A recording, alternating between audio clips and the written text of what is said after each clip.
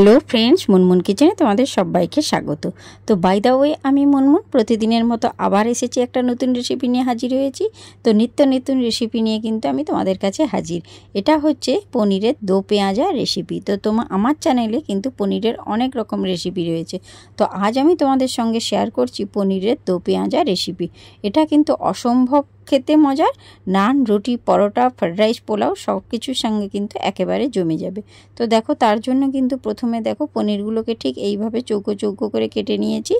তো তোমরা তোমাদের পরিবারের সদস্য সংখ্যা অনুযায়ী পনিরটাকে বাড়িয়ে বা কমিয়ে নিতে পারো। তো দেখো, এখানে এবারে পনিরের দো পেঁয়াজাটা করার জন্য প্রথমেই আগে আমি টমেটোকে কিছু কুচিয়ে নিয়েছি। 4টে মতো টমেটো আমি এখানে কুচো করে নিয়েছি। এই টমেটোর একটা খুব সুন্দর মিহি পেস্ট বানিয়ে নেব। তাই মিক্সির বোলের মধ্যে দেখো টমেটোগুলোকে আমি ভালো করে দিয়ে দিচ্ছি। তারপরে একটা এর মিহি পেস্ট আমি বানিয়ে নেব, কারণ পনিরের দো পেঁয়াজা করার জন্য টমেটোর পেস্টটা কিন্তু অবশ্যই দরকার। তো সঙ্গে থাকো, দেখতে থাকো বন্ধুরা, কোথাও কোনো অংশে স্কিপ করবে না, সম্পূর্ণ ভিডিওটা দেখার কিন্তু অনুরোধ রইল। তো দেখো, আমি তোমাদের সঙ্গে কথা বলতে বলতে টমেটোর একটা সুন্দর মিহি পেস্ট আমি তৈরি করে নিয়েছি। এবারে এই দো পেঁয়াজাটা করার জন্য আমি দেখো এখানে কিছু কাজু বাদাম নিয়েছি। তো এই কাজু বাদামগুলোকেও কিন্তু খুব সুন্দর করে একটা মিহি পেস্ট আমি বানিয়ে দেব। তো এখানে দেখো, এই কাজু বাদামটার পেস্ট করার জন্য হাফ কাপ মতো আমি এখানে জল দিয়েছি। এবারে মিক্সির ঢাকনাটা লাগিয়ে দিয়ে এবার একটা সুন্দর মিহি পেস্ট আমি তৈরি করে নিয়েছি। তো দেখো, কাজু বাদামটা কত সুন্দর মিহিভাবে পেস্ট হয়েছে, তোমাদেরকে আমি দেখিয়ে দিচ্ছি। ঠিক এইভাবেই কিন্তু কাজু বাদামেরও একটা পেস্ট আমি বানিয়ে নেব। এবারে চলো রেসিপিতে যাওয়া যাক। তো প্রথমেই দেখো, কড়াইয়ের মধ্যে সামান্য পরিমাণ রিফাইন তেল দিয়ে দিলাম। তেলটা কিন্তু খুব ভালো করে বন্ধুরা গরম হতে হবে। তারপরে যে কেটে রাখা পনিরগুলো ছিল সেই পনিরগুলো দিয়ে আমি কিন্তু পনিরগুলো ভালো করে ভেজে নেব। তো খুব বেশি কিন্তু বন্ধুরা পনিরটা ভাজা যাবে না, কারণ বেশি যদি পনির ভেজে দাও পনির কিন্তু শক্ত হয়ে যায়, তখন কিন্তু মোটেও খেতে ভালো লাগবে না। তো লো টু মিডিয়াম ফ্লেমে রেখে কিন্তু আমি পনিরটাকে একটু লাল লাল করে ভেজে নেব। তো সঙ্গে থাকো, দেখতে থাকো কীরকম পর্যায়ে পনিরটা আমি ভাজি সেটা লক্ষ্য করো। তো দেখো, পনিরটার গায়ে কিন্তু সোনালি একটা রং ধরেছে, দেখেই বুঝতে পারছো পনিরটা মোটামুটি আমার ভাজা হয়ে গিয়েছে। এর থেকে বেশি কিন্তু আর আমি ভাজবো না। গ্যাসের ফ্লেমটা অফ করে দিয়ে আমি কিন্তু পনিরগুলোকে দেখো একটা প্লেটের মধ্যে তুলে নিচ্ছি।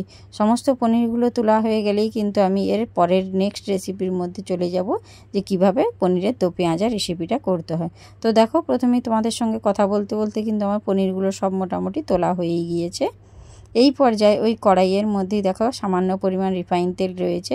ওই রিফাইন তেলের মধ্যেই দেখো কিছু পেঁয়াজকে আমি ডুমো ডুমো করে কেটে নিয়েছিলাম। যেহেতু দো পেঁয়াজা করব, তো এই কেটে রাখা পেঁয়াজগুলোকেও কিন্তু হালকা আঁচে কিন্তু একটু ফ্রাই করে নেব।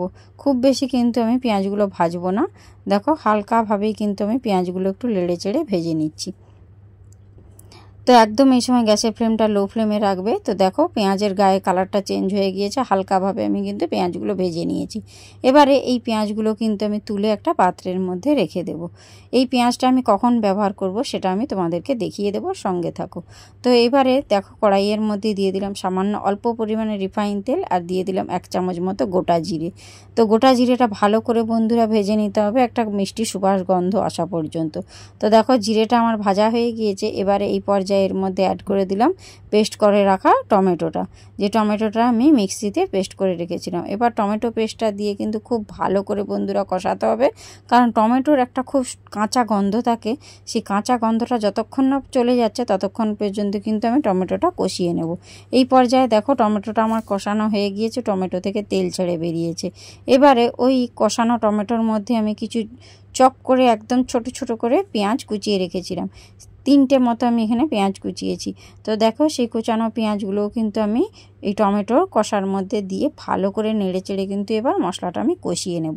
যতক্ষণ না পেঁয়াজ আর টমেটোর পেস্টটা ভালো করে কষানো হচ্ছে এবং তেল ছেড়ে না বেরিয়ে আসছে, ততক্ষণ পর্যন্ত কিন্তু আমি কষবো। এই পর্যায়ে দেখতে পাচ্ছ আমার কষানোটা একদম কমপ্লিট হয়েছে। পেঁয়াজ থেকে এবং টমেটোর পেস্ট থেকে সুন্দর একটু তেল ছেড়ে বেরিয়ে এসেছে। এর থেকে কিন্তু আর বেশি কষানোর দরকার নেই। এইভাবেই কিন্তু নেড়ে চেড়ে আমি কষিয়ে নিয়েছি।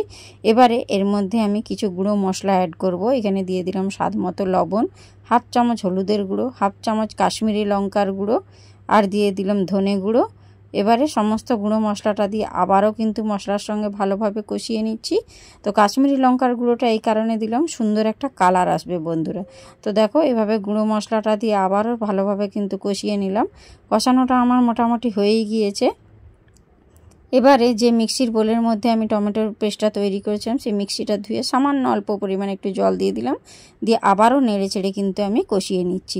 একটা সময় এসবে যখন বুঝতেই পারবে যে কষানোটা কমপ্লিট হয়ে গিয়েছে, দেখাই বোঝা যাচ্ছে যে আমার কষানোটা কমপ্লিট। এবার মশলা থেকে দেখো তেল ছেড়ে বেরিয়ে এসেছে। এই পর্যায়ে আমি এর মধ্যে অ্যাড করে দেব পেস্ট করে রাখা কাজু বাদাম বাটাটা, যেটা আমি প্রথমেই তোমাদেরকে দেখিয়েছিলাম। সেই কাজু বাদামের পেস্টটা দেওয়ার পর কিন্তু বন্ধুরা আবারও ভালো করে নেড়ে চেড়ে কিন্তু খুব সুন্দরভাবে কষিয়ে নিতে হবে। যতক্ষণ না পর্যন্ত এই গ্রেভিটা থেকে তেল ছেড়ে বেরিয়ে আসছে, ততক্ষণ পর্যন্ত কিন্তু আমি এই কাজু বাটাটা দিয়ে কষিয়ে নেব। তো সঙ্গে থাকো, দেখতে থাকো, এবং কেমন হয়েছে আমাকে একটু কমেন্ট বক্সে কমেন্ট করে জানাতে কিন্তু একদম ভুলো না। পনিরের অনেক রকম রেসিপি রয়েছে আমার চ্যানেলে। আজ আমি যে দো পেঁয়াজা রেসিপিটা তোমাদের সঙ্গে শেয়ার করলাম, সেই রেসিপিটা কেমন হয়েছে একটু কমেন্ট বক্সে কমেন্ট করে জানিও। তো দেখো এখানে আমি একটু বাটিটা ধুয়ে জল দিয়ে দিচ্ছি। যে বাটিটার মধ্যে আমি কাজু বাদামের পেস্টটা রেখেছিলাম, সেই বাটিটা ধুয়ে অল্প একটু জল দিয়ে আবারও কিন্তু ভালো করে নেড়ে চেড়ে কষিয়ে নেব। এই সময় কিন্তু বন্ধুরা গ্যাসের ফ্লেমটা একদম লো ফ্লেমে রাখবে, কারণ যেহেতু কাজু পেস্টটা রয়েছে, তো কাজুটা কিন্তু খুব তাড়াতাড়ি তলায় ধরে যায়। তার জন্য লো ফ্লেমে রেখেই কিন্তু একদম মশলাটাকে কষিয়ে নিতে হবে।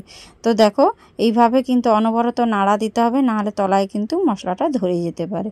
এইভাবে ক্রমশ নাড়তে নাড়তে দেখে বুঝতেই পারছো যে মশলাটা মোটামুটি আমার কষানো হয়ে গিয়েছে, কারণ মশলা থেকে তেল ছেড়ে বেরিয়ে এসেছে। এবারে এর মধ্যে দেখো ভেজে রাখা যে পনিরগুলো আছে, সেই পনিরগুলো দিয়ে আবারও কিন্তু নেড়ে চেড়ে একটু কষিয়ে নেব।